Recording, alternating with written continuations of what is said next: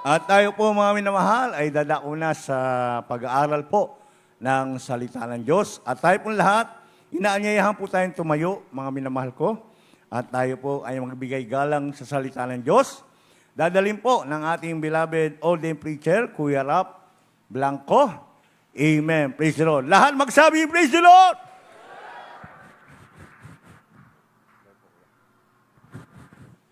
Praise the Lord. God bless you, my beloved preacher. Beloved Brother Lito. Amen. Praise the Lord. Lahat po magsabing, praise the Lord. Hallelujah! Hallelujah! Purihin ang ating mahal na Panginoon. At tayo po may namahal magkaisang tumalangin. O mapagpala po namin Ama sa langit, Diyos na maparin sa lahat. Pinakamamahal na Panginoon Isus na punong-puno ng pag-ibig sa amin. Nagbuhis ng buhay, nagbigay sa amin ng kaligtasan, buhay na walang hanggan, sa magitan ng iyong kaisa-isang buhay na inalay mo sa amin sa krus ng Kalbaryo, mahal na Panginoon. Salamat po sa iyo, mahal na Panginoon. Hallelujah. Wala kami maigaganti sa iyo at hindi ka kailanman naghahanap ng anumang kagandihan. Nais mo lamang kaming lumigaya, mahal na Panginoon, at magmana ng buhay na walang hanggan, mahal na Panginoon. Sa buong panalangin po ng aming kagalang-galang, mahal na Pastor, your end-time prophet, narito po kami sa iyong banal na paanan, nagpupuri, nagpapasalamat sa iyo, mahal na Panginoon, sa bawat yugto na balagawain, ang aming pong lubos na naranarama ang iyong matamis sa pag-ibig, ang iyong banal presensya. Iniling po namin, O Diyos, ang iyong paglangis sa iyong mga salita. Ako po'y wala at sa ganang kinwala po ako magagawa. Ikaw siyang mangusap sa lahat ng narito, alisin mo at mga adlang, maalinlangan, and bind the power of darkness, demons of unbelief and doubts. Cast out in Jesus' name. Amen and amen. Hallelujah, hallelujah. Praise the Lord. Purihin ang ating mahal na Panginoon. Glory to God. Ulitin sa lahat, mga minamahal, tayo po'y muli nagpaabot ng pinakmataas sa pagpupuri, pagsamba, paglulwalhati sa iyo lamang pinakmamahal na Panginoon Jesus, the King of Kings, the Lord of Lords, the Alpha and Omega, the beginning and the ending, Almighty God, dearest Jesus. Hallelujah. Hallelujah. Purihin ka, mahal na Panginoon. We give you all honor to our beloved and honorable Pastor Evangelist Wilde Estrada Almeda, the end-time prophet of a loving God, our beloved noble son Pastor Lina C. Almeda, our beloved Mama Dear. We give honor to all the beloved children who beloved and perish in the Lord at nagpatuloy, nagtaguyod ng mga pangangaral at perfect example at the beloved who perish in the Lord, beloved Peace, beloved Mr. Cajun, beloved family, our beloved Ted, beloved Mr. Lick Smith, beloved family, our beloved Minister Wilde James, Almeda Jr., beloved teen, beloved family, and all the beloved children and their beloved families, sa lahat ng ating beloved co-workers in the vineyard of the Lord, beloved co-preachers, beloved brethren, lalo na po dito po sa dako ng Cagayan de Oro City. Palapakan po natin ang ating mahal na Panginoon. Amen! Hallelujah! Praise the Lord! Talagang pinagpala po tayo, mga minamahal. Amen! Pinagpala sa lahat ng pinagpala. Amen! Glory to God! Purihin ang ating mahal na Panginoon sapagkat tayo po ay nasa buong katotohanan at tayo po ay hinirang na ating dakilang Diyos. Amin na mahal na magmana ng buhay na walang hanggan at habang tayo po'y narito pa sa mundong to, habang nag-aantay sa rapture, amin na mahal ay maging ilaw at asin sa libutan ito upang maipalaganap ang kanyang napakatamis na salita upang lahat ng tao ay makakilala sa ating mahal na Panginoon. Yan po ang misyon ng ating beloved noble parents in the Lord to build the army of the living God. Tayo po yung hukbo ng ating mahal na Panginoon. Tayo po yung mga sundalo ni Kristo. Palapakan po natin ang ating mahal na Panginoon. Amen. Hallelujah. Praise the Lord. Hallelujah. Ating po muna magbuksan, mga minamahal, sa Ecclesiastes, Kapitulo 2, versikulo 13, mga minamahal. Tayo po ay may kapangyarihang mamili. Sapagkat tayo po may namahal ay ginawa o nilikha ng ating mahal na Panginoon ayon sa kanyang wangis. Mayroon po tayong choice, freedom to choose. Mayroon po tayong pinagkaluban tayo ng kapangyarihan, karapatan upang mamili. Mamimili ka na rin lang, maminamahal, piliin mo na yung maganda. Yung mabuti. Amen? Sapagkat pinagkaluban ka nga ng kapangyarihan eh. Amin na mahal. Ano pong gagawin natin? Yung mapapakinabangan natin. Amen? Halimbawa, sa isang, pag namimili ka sa, di ba, namimili tayo sa palengke. O siyempre, may mga gulay dyan. O mamili ka kung ano yung magandang gulay. Alangan naman piliin mo yung mga, mayroon ng mga diferensya. Di ba? Mami na mahal.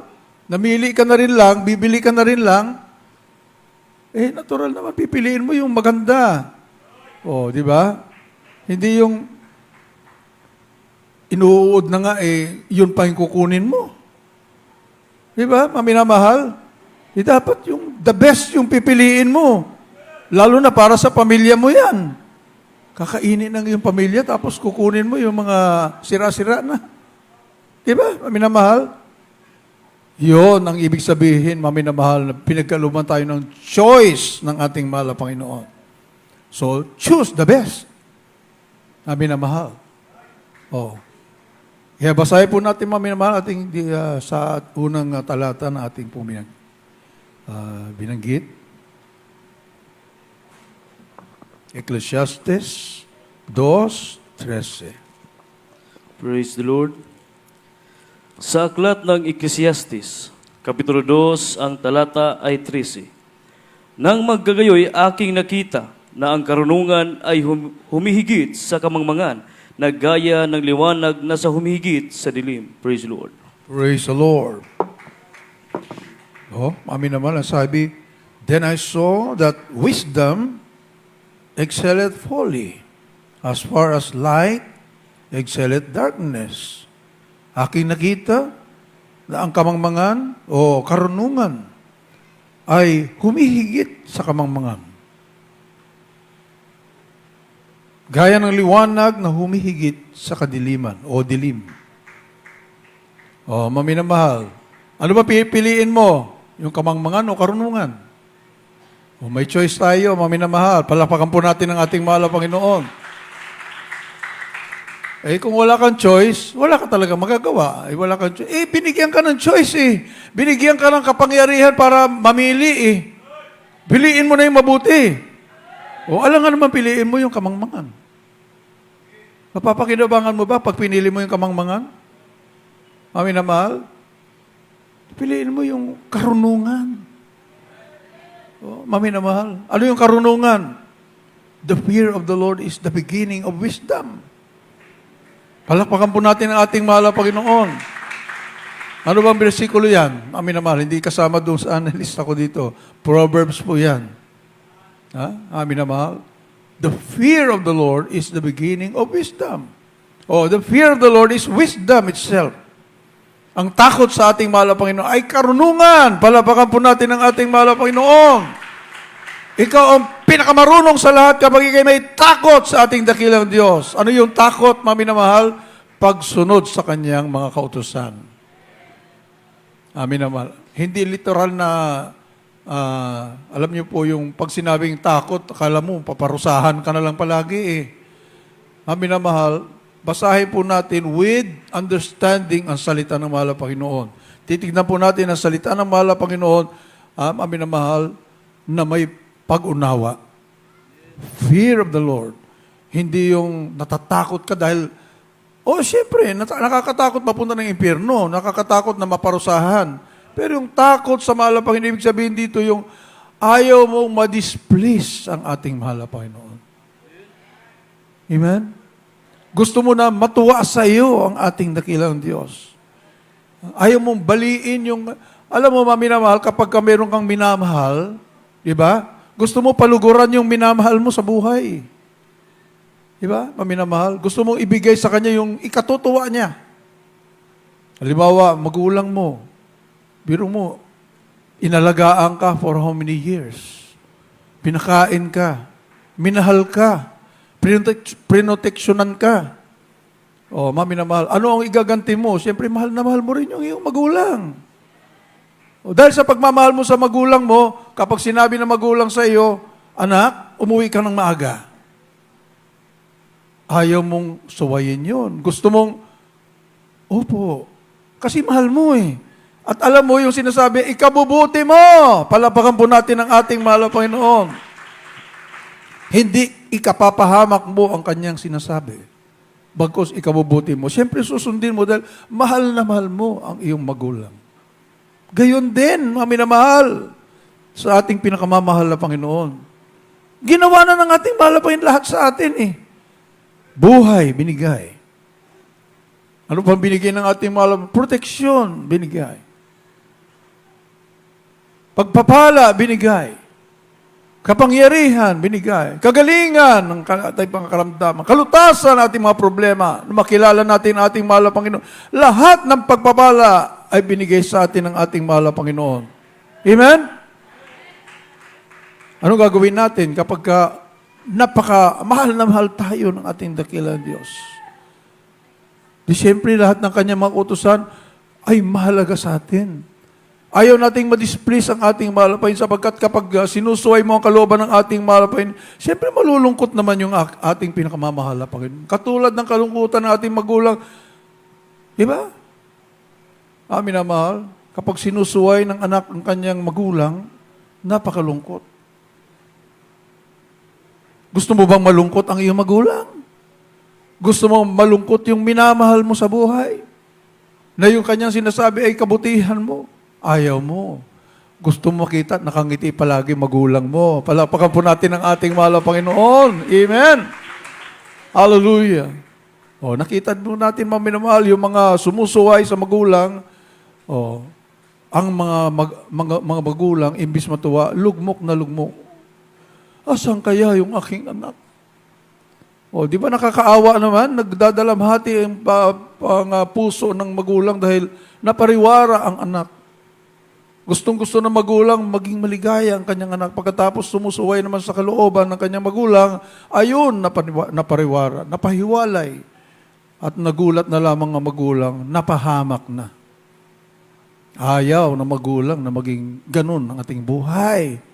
Amen. Palapakan po natin ang ating mahal na Panginoon. Gusto niya, maligaya. Magkakasama kayo, sama-sama na maligayang naglilingkod sa ating mahal na Panginoon. Ganon ang damdamin ng ating dakilang Diyos, a million times pa. Gusto ng mahal na Panginoon. Kaya nga namatay ang ating mahal na Panginoon sa krus ng Kalbaryo. Para sa iyo. Binigay niya lahat-lahat. Walang iniwan ng ating mahal na Panginoon. Lahat binuhos ng ating dakilang Diyos. Walang iniwan ng ating mahal na Panginoon para ibigay sa atin yung the best. Amen? The best na buhay. Tingnan naman po natin ang buhay natin sa Jesus Miracle Crusade. Wala ka nang hanapin pa. The best talaga. Palapakan po natin ang ating mahal na Panginoon. Aalis ka pa ba? Saan ka pupunta? Di ba, mahal? Meron bang katulad ng Jesus Miracle Crusade? Mapuntahan mo para gagaling karamdaman mo, malutas ang problema mo? Grabe mga signs, wonders, and miracles. Meron ba, mga mahal? Ay kahit talugogin mo ang buong mundo. Wala ka makita. Palapakan po natin ang ating mahal na Panginoon. Sasabihin na ba, hindi mo pa nga nakita lahat ng mga gawain sa buong mundo. Pagkasabihin mo, wala ka makita. Ang Holy Spirit ang mangungusap sa iyo. Amen? Na walang katulad ang the true church of the living God. Palapakan po natin ang ating mahal na Panginoon. Hindi na kailangan. Amen? Halugugin mo pa, punta mo pa lahat ng mga bago mo matapos lahat, career research, kung saan yung katotohanan, wala ka ng buhay. Sa dami ba naman? Di ba? Sa dami ng reliyon. Wisdom. Mga minamahal. Wisdom ang magsasabi sa iyo, ang mahal na Panginoon magsasabi sa iyo, anak, pag manalangin ka ng gusto, damadama mo presensya ng ating mahal na Panginoon, mangungusap sa iyo, anak, wala ka nang mapupuntahan pa. Dito ka lang sa tunay kong iglesia. Hindi naman ang sabi nga natin kagalang-galang mahal na pastor, hindi ko pag-aari ito. This is not Almeida's Crusade. Amin na mahal. This is Jesus Crusade. Krusada ito ng ating mahal na Panginoon. Hanggang ngayon, ang ating mahal na Panginoon nagkukrusada. Amen. Ginamit lang na instrumento ang ating kagalang-galang magulang sa mahal na Panginoon, kabalikan, beloved children, para ipangaral ang buong katotohanan. Pinangalagaan ang totoong pamantayan, 100% na pananampalataya, sakdal na paglilingkod sa mahal na Panginoon, na wala ka nang hahanapin pa. Palapakan po natin ang ating mahal na Panginoon. Wala ka nang hahanapin pa. Amen! Minamahal. Yung mga taong wala sa katotohanan, yun ang pupunta rito. Hindi tayo ang pupunta sa kanila para magtanong-tanong pa. Nasa iyo na nga lahat eh. Maghahanap ka pa. Amen? Yun ang ibig sabihin na wisdom over folly. Karunungan, mas higit na iyong piliin kaysa kamangmangan. Diba? May namahal? Fear of the Lord. Mas higit mong piliin kaysa pagsuway sa kalooban ng ating mahal na Panginoon. Sapagkat ikaw din ang aani ng mabuti. Light over darkness. Kaliwanagan kaysa kadiliman. Di ba? Saan ka pupunta? Alam nga naman pupunta ka doon sa kadiliman. Ang hirap kaya sa kadiliman. Nangangapa ka palagi. Yeah, mami na mahal. Ang dami ngayon nangangapa. Asan katotohanan ba ako? Ba't wala akong maramdaman? Di ba? Oh, ba't wala akong maramdaman? Kung totoo nga ang Diyos na ay mabait, bakit hindi nangyayari sa aking buhay? O, kadiliman eh. Napunta ka sa kadiliman. Nangangapa. Alam mo, pag nasa kadiliman ka, di ba nangangapa ka? Hindi mo alam kung baka mamaya may manhole na pala dyan sa harapan mo. Lakad ka pa ng lakad. Ayun, nahulog tuloy sa manhole. Bakit? Madilim kasi. Ayun ang wala sa katotohanan. Nasa kadiliman. Nangangapa. Pero pag nasa liwanag ka, mangangapa ka pa ba? Liwanag eh. Alam mo yung daan mo, maliwanag yung daan mo. Hindi ka, may manhole dyan, iiwas ka dyan. Maliwanag kasi. Palapakan po natin ang ating mahal na Panginoon. Napakasimple. Amen? Ginagawa ng ating mahal na Panginoon, simple lahat. Oh, hindi ka na mag-isip kung anong gagawin. Mami na mahal. Dahil simpleng-simple. Ipaliwanag sa iyo ng mahal na Panginoon lahat-lahat. Ginawa yan ng ating beloved noble parents in the Lord. Wala ka nang gawin kundi sunod ka na lang ng sunod dahil mabuti ang patutunguhan mo. Palapakan po natin ang ating mahal na Panginoon. Mabuti ang naging result. Naging bunga ay mabuti. Ay di sunod na lang tayo ng sunod. Amen? Amen? Magsabi yung iba, ano ba yan? Ba't sunod kayo ng sunod? Sandali, bakit kami sumusunod? Mabuti yung naging bunga saan? Buti sana kung hindi naging mabuti yung bunga, mag-question ka. Kaso, mabuti yung naging bunga eh. Di ba? O, halimbawa, ibalik natin ang tanong, ba't kayo sunod na sunod? Sandali, sunod nga kami na sunod. Maligaya naman kami. Hindi naman kami pinipilit ditong sumunod. Pinilit ba tayo? Amin na mahal, pinersa ba tayo? Bakit tayo sumusunod? Hindi tayo pinipwersa rito. Palapakan po natin natin. May freedom of choice. Amen? Meron po tayong kapangyarihang magdesisyon sa ating sarili. Sasabihin ng iba, para naman kayong robot dyan? Sunod lang kayo ng sunod? Ay, sandali, hindi kami robot dito ha? Pwede kang makatuwiran sa kanila eh. Amin naman, hindi kami robot dito. Ang robot, sunod lang ng sunod, kahit mali, sige lang. Hindi. Alam namin, tama. Kaya sumusunod kami. Palapakan po natin ang ating mahal na Panginoon. Hallelujah! Tama eh. Oh, mami na mahal. Kaya sunod na sunod dahil tama. Oh, hindi tayo pwede sa rito. Masaya, maligaya tayo rito. Sila yung mo problema, bakit sunod na sunod? Sabi ko, laki naman ang problema mo ah. Ikaw na mo problema sa amin eh. Katulad yan, ang haba ng damit. Ang init-init. Ba't ang haba ng damit ninyo? Kulob na kulob kayo. Sandali. Kahit mainit, maligaya naman kami dahil nakasunod kami sa kalooban ng mahal na Panginoon. Sabihin nila, kita mo sa amin, lahat pwede. Kahit hindi wala kami sa kabanalan, magagawa namin, hindi kami naiinitan. Sandali.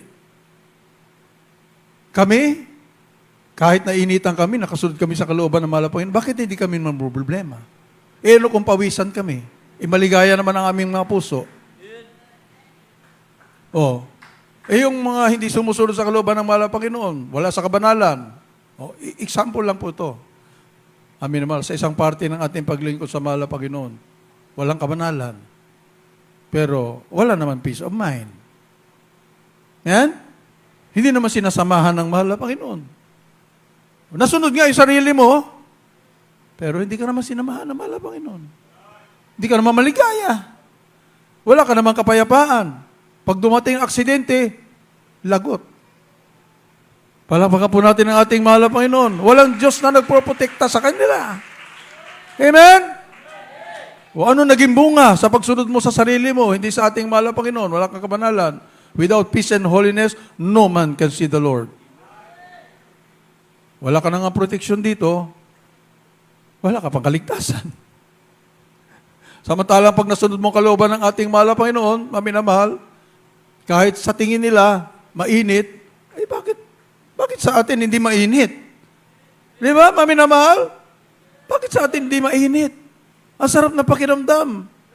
Palakpakan po natin ang ating mahal na Panginoon. Kaya ano ngayon kung mainit, pinawisan, para naman sa kaluwalhatian ng mahal na Panginoon, malagyay ang puso mo. Amen. Pero darating ang panahon din, amin na mahal, gawing aircon ng ating mahal na Panginoon yung ating gawain. Praise the Lord. Kasi nasubukan din natin yan, mami na mahal. Lahat ng bagay, papasubok talaga ng ating mahal na Panginoon para tignan ano ang laman ng iyong puso. Yung iba nagtitiis, mainit. Dumating ang panahon, pinagpala, naging aircon. Amen? Pero bandang huli, mayroon ding disadvantage. Naalala po natin, Mami Elmo, sa Cuneta, ang lamig-lamig overnight. Lamig-lamig. Nakaranas tayo ng napakalamig namin na mahal. Pag sasabihin ng testimony leader, lahat magsabi, praise the Lord, wala na makasagot. Bakit? Tulog na. Ang sarap kasi ng aircon. Mami na mahal, kaya may disadvantage din eh. Tingnan mo kung mainit, gising lahat. Pag sinabing praise the Lord talaga! Purihin ang ating mahal. Nung magkaroon na ng aircon, ang sarap ng tulog. Hindi na maka-praise the Lord. Kaya minsan, binabalas ang ating mahal na Panginoon lahat. Pinapasubok niya yung naka-aircon ka, pinapasubok din niya yung mainit ka. Mainit ang lugar. Walang pinag-usapan kapag ang Kristiyano, mainit, kay aircon yan, kay mainit yan, praise the Lord. Palapakan po natin ang ating mahal na Panginoon. Yung kondisyon ng ating puso, ang tinitignan ng ating dakilang Diyos. Amen? Hindi nakatingin pa, init naman dito. Hindi tinitignan. Ang mga Kristiyano mainit sa mahal na Panginoon, tinitignan, mami na mahal, yung kabutihan ng ating dakilang Diyos. Yung himala ng mahal na Panginoon ginagawa sa iyong buhay. Naranasan din po namin sa Marikina noon. Grabe ang init, terrible. Buong maghapon, nakita ko, talagang true church of the living God tayo. Pero mo nakababad sa gitna ng Marikina Sports Center, mga minamahal. Sa gitna, mayroon namang grandstand dyan, may grandstand dyan, yung iba nakasilong, pero yung iba na dito sa harapan. Grabe, babad na bad sa init. Bakit hindi sila umaalis? Bakit grabe magpuri sa mahal na Panginoon? Ako mismo nauhaw na ako. Pero yung mga kapatiran, ibig sabihin, yung puso nila, grabe, galak na nililingkod sa ating mahal na Panginoon. Hallelujah, hindi tinitignan yung sikat ng araw. Sige lang, puri sa ating mahal na Panginoon. Yan ang pang-rapture talaga, purihin ng ating mahal na Panginoon. Kaya piliin natin, amen? Yung karunungan kaysa kamangmangan. Pagkamangmangan, wala kang alam. Ayaw mong sundin kalooban ng mahal na Panginoon. That's folly. That's kamangmangan. Ayaw mong sundin. Pinili mo na hindi sundin ang mga kautosan ng mahal na Panginoon. Pinili mo ang kadiliman. May choice ka naman.